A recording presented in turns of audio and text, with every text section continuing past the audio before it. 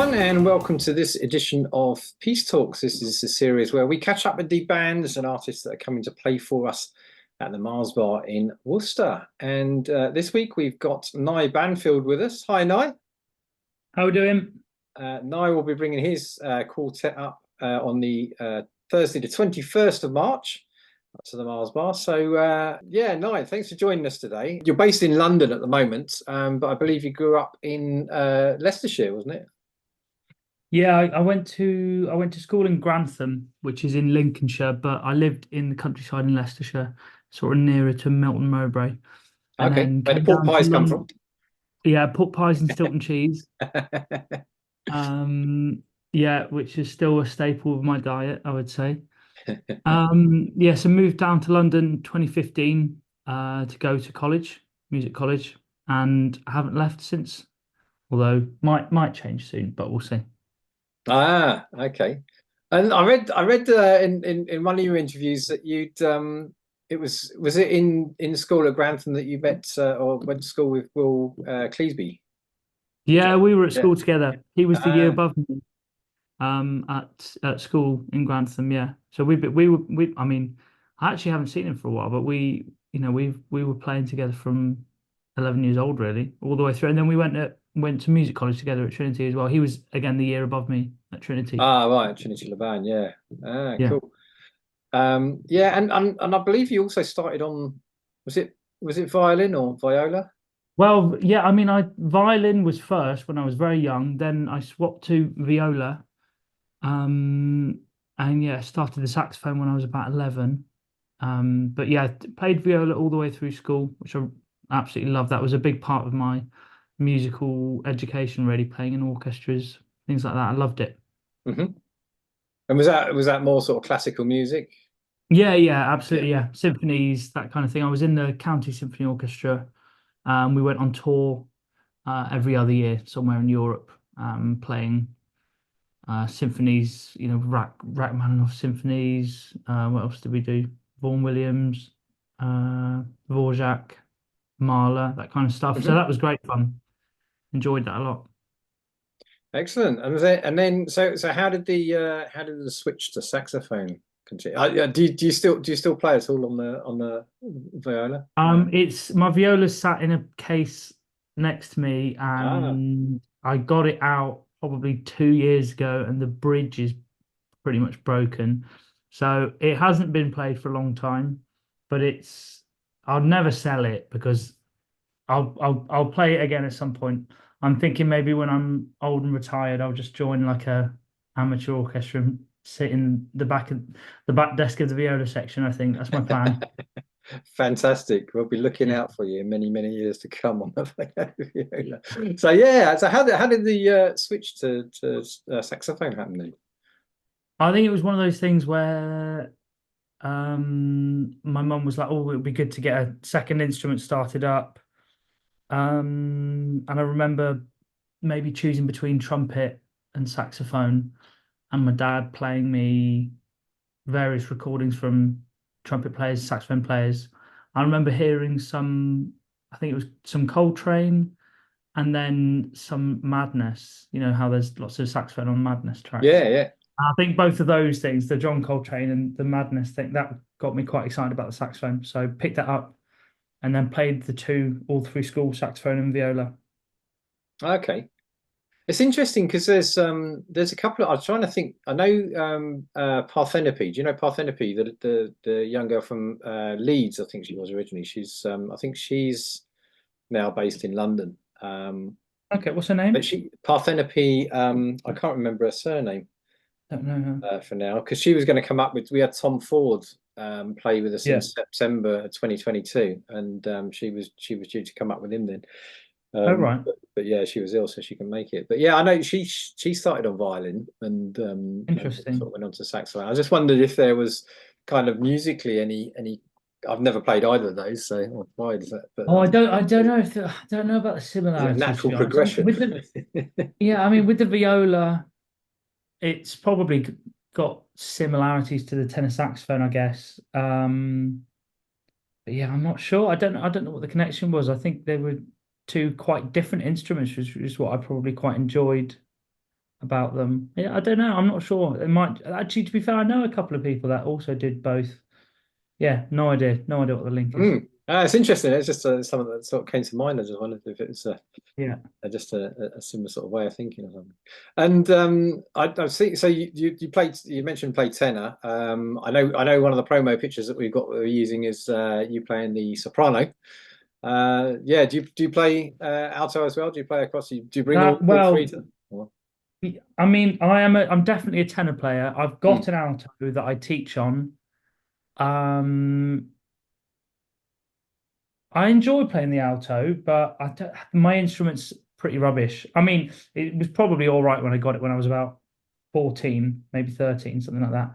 But it's pretty out of tune and doesn't sound great on gigs. So Right. I stick to tenor on the gigs, and that soprano in that photo would have been Trinity's soprano. I borrowed that for a gig I had at the Jazz Cafe doing Donald Byrd's Places and Spaces album. Okay. That would have been, I don't know, 2018, something like that. So I don't have a soprano, although I'm trying to save up to buy one. I'd like a soprano. But yeah, tenor's Okay. my main instrument, No, sure. that's good. We had someone come along last to our last gig, and he saw the flyer out, and he said, he said, I haven't seen someone play soprano. I'll come down for that. It's quite no, Yeah, if it's he's got one, if he's got a soprano I can use for the gig, I'll happily play it. there we go, there we go. I'll get in touch and see if we can do I've that. got a mouthpiece. I've got a mouthpiece and reeds, just no instrument. Okay, cool. Oh, well, I'll see. We'll see what we can do. Yeah, so, and then that yeah, that transition to jazz as well, sort of. Or was that something that you was always kind of interested in? Yeah, I mean, I was probably kind of too young to think too much about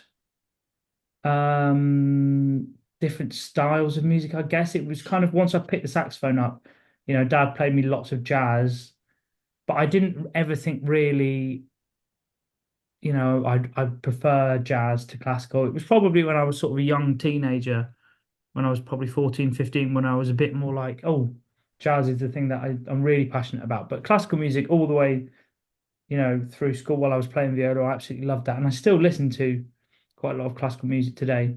Um, and they definitely, I think my appreciation for classical music definitely has fed the way I write music, I think, Hmm. uh, to be honest. Yeah, I'll probably look at at jazz music slightly differently to those who have kind of come through a more sort of traditional jazz route. I definitely came Mm. through the classical route and then found jazz a little bit later. Um, yeah, yeah. So I probably look at it a little bit different, to be honest. Mm. And do you find that is there, do you approach it differently? What's as a musician kind of working in the two genres? How does it differ for you as a when you're actually there playing? Well, I don't know. I mean, it's an interesting question. With with jazz, I absolutely love, you know, um, the sort of classic records. I listen to obviously a lot of Miles Davis still today. He's been one of my big influences forever. But I'm not obsessed with um, the kind of jazz records that have gone since, through the sort of late 50s all the way through of kind of sort of blowing sessions where it's kind of Mm. they're playing jazz standards and it's all about kind of the jazz playing. That's never excited me, I think, because I was so interested in all the different kind of colors and interesting textures you get with classical music. So I've Mm. always been a bit more excited by the jazz music that kind of incorporated, that element of writing textures and different sounds and Yeah. things like that. So, Miles Davis's music, Wayne Shorter, people like that who kind of move jazz away from kind of blowing sessions into kind of more interesting.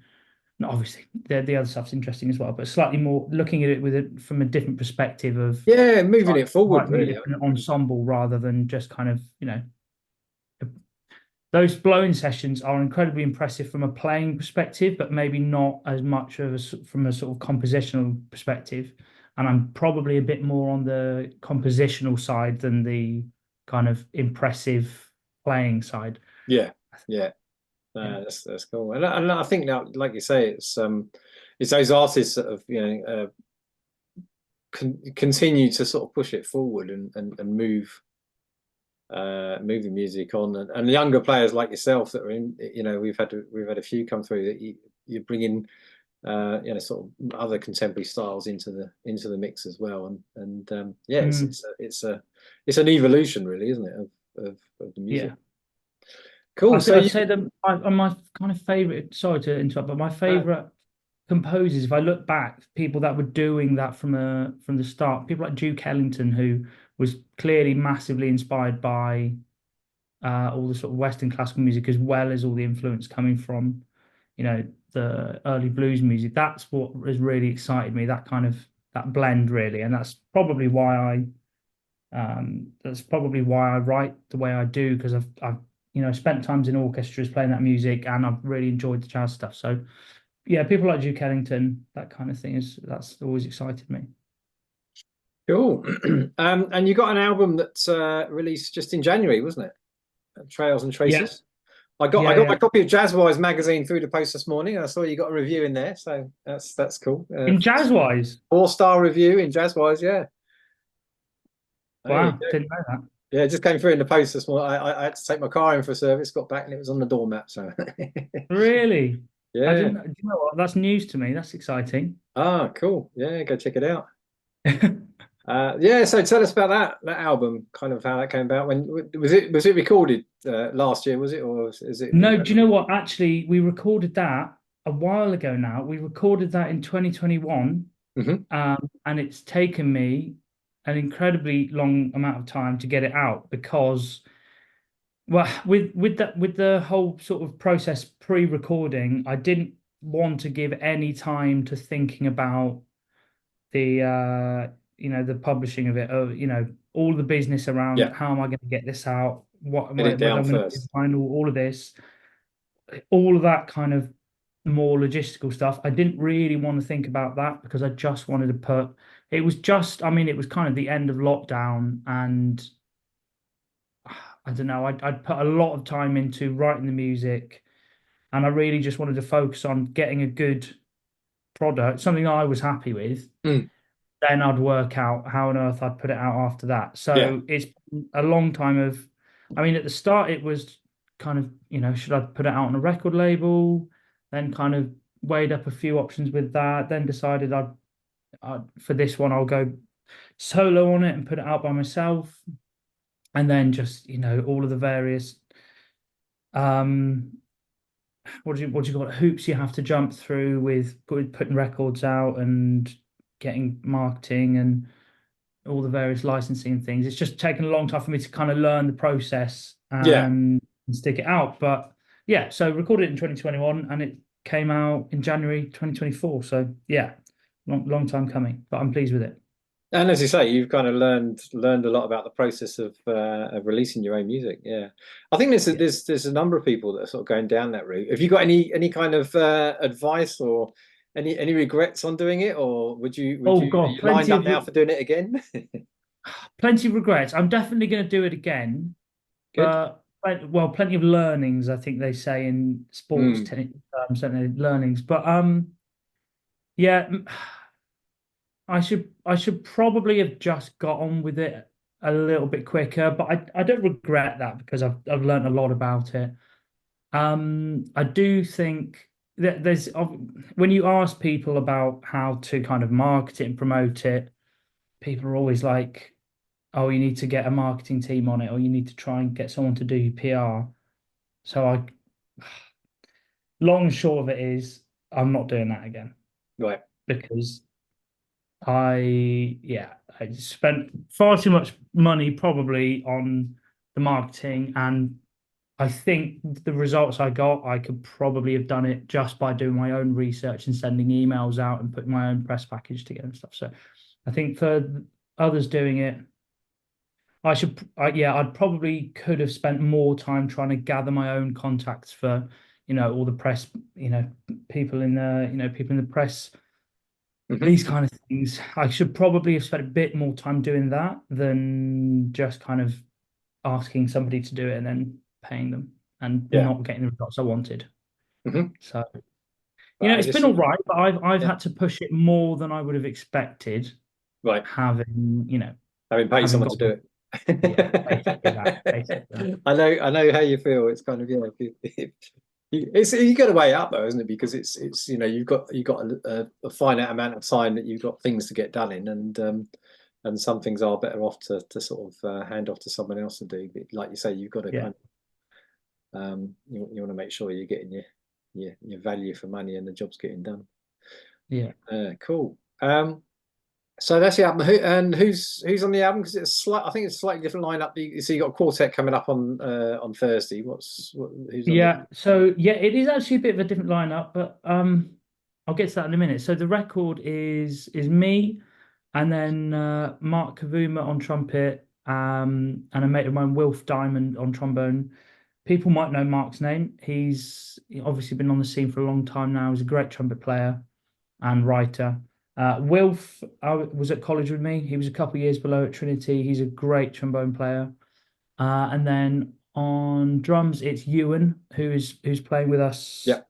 Thursday, and then a guy called Hamish Knuckles Moore on double bass. He also plays in the Levitation Orchestra, and then Rupert Cox on piano. Hmm. Uh, and logistical reasons has meant that on Thursday it's Ewan's brother Rob on keys and a mate of mine Ben on bass. All But right. that's Okay. just Cool. logistics and people being unavailable, available and away and stuff. So Yeah. So I wanted to catch up with you as well about your kind of thoughts on the jazz scene in the UK and especially as a younger player because you say you moved down to London and kind of got involved in sort of gigging that around there. And I read one of the interviews that you did with Sussex Jazz Magazine quite a while back mhm. around the sort of UK scene and London scene. Yeah, just sort of get your thoughts on kind of what how it's been for you arriving on the scene and your thoughts on sort of how it's developing. It's interesting. It's definitely changed whilst I've been here as well. I've been here for nearly 9 years now. Um, and definitely whilst I was at Trinity, there was kind of that feeling that because you're at a college where there's loads of players there, there's kind of a sort of manufactured scene there already Mm. for you. So I think if I probably look back at it, was I out on the whatever the rest of the scene around London? Was I on that enough? I'm not sure. I don't know. I think it was quite easy because we had our own jam sessions and stuff that we all hosted, people at college, which was great. It was always on our doorstep. I'd still go to jam sessions around London, but whether I kind of put myself out there enough to get on the rest of the scene, don't know, not sure. But obviously, since graduating in 2019, it was only a few months, and then we were hit with COVID. Yeah, yeah. So I escaped London for a few months to get back to the countryside to live with mum and dad for a bit, just to get out of the lockdown. And then came back, and obviously nothing really started up for what was it, a year, something like that, year and a half. Mm. Um, yeah, and then obviously things have obviously got going again over the last couple of years, but things have changed a lot. There's definitely a different scene at places like Ronnie Scott's, where the music's changing and that kind of stuff. But that's only natural. But as far as a kind of if I look at where the UK jazz scene is, I'm not sure at the minute whether we're making the most of what we've got around the country as a kind of like as an entity, as a kind of group, really, because there's so many amazing projects and really interesting projects coming out of the different areas of the UK. but I think sometimes potentially the London scene is a little bit potentially a little bit blind to that maybe, or just I mean because there's so much going on down here, and there's a lot of hype around what's happening in London, but there's a lot of really exciting stuff going on around the rest of the country that I'm I really enjoy listening to and excited by. Um, but yeah, I don't know. I mean, London's amazing. There's a lot going on, lots of different types of music. Mm. I'm not sure it's all joint up. I'm not sure it's kind of like one scene. When you talk about the sort of jazz scene in London, I wouldn't say there's kind of, you know, a sort of one kind of homogenous kind of group of musicians. There's lots of different musicians Yeah. playing lots of different things around the city, which is exciting. But yeah, I certainly think, the term UK jazz generally refers these days to what's coming out of London. I Yeah. don't think it refers to what is coming out of the country as a whole. And I'd be excited to see where that goes. Oh, there's quite a bit on from Changes. Scottish artists as well, isn't there? Yeah, there's some great Scottish music. Yeah, yeah, yeah. And there's stuff coming out of Cardiff as well. Mm. Obviously, lots coming out of Birmingham. But yeah, it'd be exciting to see if there's, you know, entities that kind of pull it together and kind of try and promote UK jazz as a kind of more put together thing rather than just I think the UK jazz thing is sometimes a branding for basically what's going on. Touring London artists. Yeah, yeah, which I am part of at the minute, Yeah, that is yeah. that I don't know whether other people from other cities are able to go and play these venues. It might be easier because I can say I'm on the London jazz scene, maybe. I don't know. But Mm. be excited to see how that changes. I I want to suppose. hear more from the other guys around the country as well. Other guys and girls, obviously. Yeah, yeah, and I think there's I suppose there's kind of a level of credibility if if you've done a gig at Ronnie Scott's or 606 Yeah, or yeah, even Pizza Express and such like that that yeah. kind of people associate with that. But there's just things like Peggy's Skylight, fantastic Oh, venue, I love that venue. That's a uh, great venue. and places like that around that.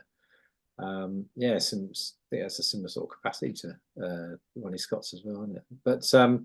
yeah, it does. I mean, and I because I grew up in Watford and around London, so I kind of I was going to like the bass clef and the tenor clef in Hoxton, uh, Yeah, Jazz Cafe. I didn't actually get to Ronnie Scott's back then, probably because I couldn't afford it. yeah.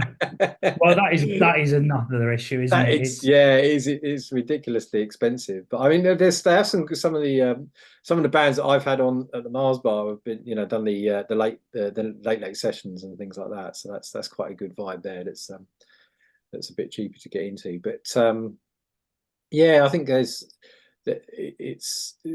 a lot of, and like you say, there's lots of different sort of movements and stuff going on. I'm really interested in the Jazz Refreshed over in East London, what they're doing over there. And we've had to cut some of their they've been like, going for a long time now. Yeah, yeah, they've definitely they've pulled a great vibe together there, and they've got and what to expect now with what they do. It's high quality. It's good stuff. yeah, Yeah, yeah. So yeah. it's just sort of spreading, as you say. I think that just needs to, and I think there's pockets of it happening. Music spoken here being one of those, but it's just kind of Hmm. getting the interest and the sort of momentum behind it to There's get. definitely interest for it. There's definitely interest for it around the country. There's people listening to jazz for sure. It's just trying to get people. Well, there's people listening to what's branded as jazz, but I think it'd be exciting to see how far we can kind of push these new jazz fans with what music they're listening to, what they're classing as jazz, because there's lots of jazz influence things being listened to which are great, but I'd be very, very interested to see if we can start kind of. I mean, it's up to the powers that be, and Spotify and things like this. But if we can start feeding the new jazz fans stuff that's slightly more on the kind of um, pers perspective of you know, interesting improvised music. If we can start feeding them Mm. that kind of stuff, it'd be interesting to see how people react to it. Sure. Yeah, and that's, I mean, one of the main reasons I started Music Spoken Here was to get people that haven't listened to jazz, or as I exactly as I had when I was in my early teens, late teens, the sort of preconceptions of what jazz is, and it's like, oh no, that's not something I want to listen to. And I think there's a lot of people that have got that kind of idea of what jazz is and sort of switch off when they hear the word. So and most of what I'm program, I mean, I don't put on sort of trios that are doing standards for, and no disrespect, but for 60 plus audiences. Yeah. It's really trying to, in exactly the same way as I did. I got into it through effectively what was pop. I mean, it was almost, I was more into sort of jazz funk sort of stuff with Level 42 when I sort of Mm. started playing bass, and it was through that you sort of start listening to, well, where did that come from? And then there's this music and that music that sort of fed into that, and that kind of broadens the scope. So yeah, I think any kind of that gateway drug, And if it's something that's that been, catches people and gets them in and goes, oh, what's this then? And yeah, exactly. And that's been happening for a very, very, very long time. Is, jazz music has had those different styles within it that have captured different people's attention. But I do think at the minute that we're missing out on what is a it's becoming more and more kind of fashionable on a sort of, you know, indie kind of sense to listen to jazz. But I would argue actually a lot of stuff that is being branded as jazz, and I'm not saying I think we should be, showing them jazz trio stuff. I'm saying we should show them some exciting new modern jazz. yeah, It could be groovy stuff, whatever it is, electronic stuff, whatever it is. But I think trying to get more of the stuff that's more clearly part of the lineage of improvised jazz music to these people who are excited by whatever jazz is. I think that'd be interesting because I don't know. I think if you scroll down on a lot of these sort of jazz playlists, you go, "Oh yeah, that's cool. That's really cool," and then, "Oh, that's just literally a pop song," mm. but it might have like someone playing like Fender Rhodes on it. But like Yeah, other yeah, than that, it's like a pop song. But there's a big market for it at the minute, which is really exciting. And I just want to show these, I'm not sure whether these people have heard of like Herbie Hancock. I don't know, they might have done. But there's a mm. big market there, and I think we've got to try and access it with the exciting music that's coming out of the whole of the UK, jazz Yeah, music. yeah. I'm with you on that. So yeah, that's good. So yeah, okay, we've gone through kind of who the band you're bringing up on Thursday. Is there? So I guess you'll probably be playing a lot of music from the album. For anyone who hasn't listened to the album yet before the show, can you just give us an idea of kind of what we might expect in terms of flavors of music? Looks like Yeah, that. of course. So I'll be playing music from the record, which is my original compositions. They I'd say kind of flavor wise, it's got lots of Wayne Shorter in it. That kind of I guess in a jazz term would have modal influences, sort of modal jazz. Mhm.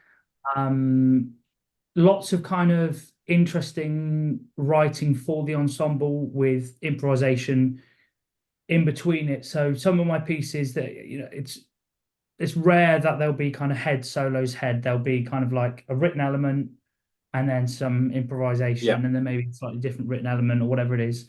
So lots of texture, lots of color.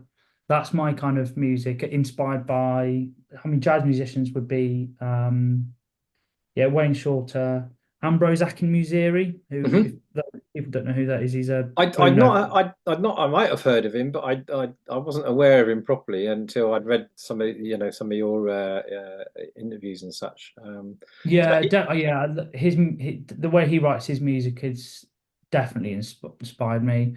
And then yeah, but I'm also really into bands like Radiohead. I really like James Blake's music. I really like the way Damon Albarn writes music. So yeah, so that my music will be a kind of there's groovy elements to it. There's lots of free, not free jazz, but there are lots of elements of freedom of Hmm. expression and Yep. improvisation and stuff. So yeah, we'll be playing some of my tunes. I've got a few arrangements of kind of slightly more well-known tunes, not actually jazz standards, but a couple of sort of standards from the pop and rock kind of Excellent. um Yeah. Yeah. Cool. that kind of lineage really. So a couple of tunes that people will know from that music. Yeah, lots of exciting kind of dynamic playing and improvising and yeah, we tend to make a lot of noise as well. But there's a nice contrast in the dynamics. It'll be yeah, quite theatrical Fantastic. sometimes, yeah. Great. Well, really looking forward to hearing it all and catching you all, welcoming you all. Is it your first time playing in Worcester? Have you ever It played? is my first time playing in Worcester. It Excellent. might be my first time ever going to Worcester, Ah, there you go. essentially. Oh, I think. we'll give you a warm Worcester welcome. Hopefully, all the flooding that we've had recently is abated now for the year, maybe until the autumn. But yeah, fantastic. So yeah, as I say, really looking forward to having you up on Thursday and hearing all that wonderful music from your new album and from your fantastic quartet. So safe trip up, and we'll see you on Thursday. Thanks so much for your time today. Cheers, looking forward to it.